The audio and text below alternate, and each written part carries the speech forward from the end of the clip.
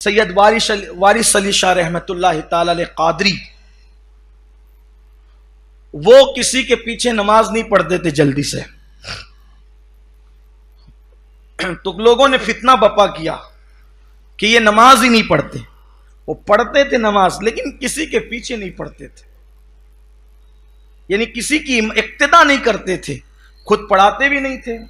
اور کسی کے پیچھے پڑھتے بھی نہیں تھے، اپنے اجرے میں رہتے تھے، نماز پڑھتے تھے۔ تو لوگوں نے فتنہ کیا نماز نہیں پڑھتے، پبلک تو پبلک ہی ہے نا، پھر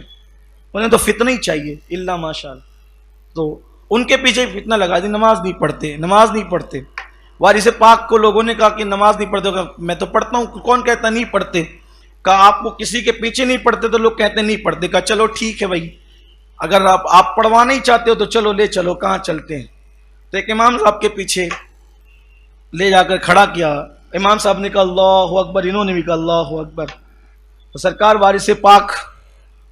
نماز تو پڑھ لی۔ جب نماز ہو گئی وہ فرمایا امام صاحب بہت تھکایا آپ نے، وہ اصل میں پوربی بادشاہ بولتے تھے بہت تھکایا امام صاحب، بہت تھکایا، سنا امام صاحب بہت تھکایا، ہاں ایسی ان کی عادت تھی، ان کا لہجہ یہ تھا بہت تھکایا۔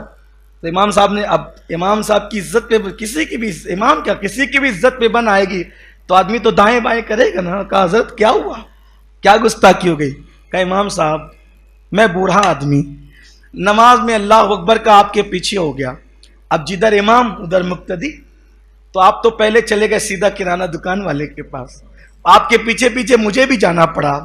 پھر آپ جو وہ گھوڑے کو چارہ لانے کے لیے چلے گئے تو پھر آپ کے پیچھے پیچھے مجھے بھی جانا پڑا، پھر آپ دودھ لانے بھی گئے تو مجھے پھر آپ کے پیچھے، ایک بوڑھے آدمی کو چند رکعت نماز میں کہاں کہاں لے کر کے گھومتے رہے حضرت، میں تھک گئے آپ کے پیچھے، اسی لیے میں پیچھے نماز نہیں پڑھتا۔ تو پھر اس کے بعد لوگوں نے کہا وارث پاک سے، وارث علی جب تم کسی کے پیچھے نہیں پڑھتے کسی کے پیچھے تو پڑھو گے، تو وارث پاک نے فرمایا علی حسین اشرفی جیسا امام لا کر دو، میں اس کے پیچھے جماعت کے ساتھ نماز پڑھوں گا۔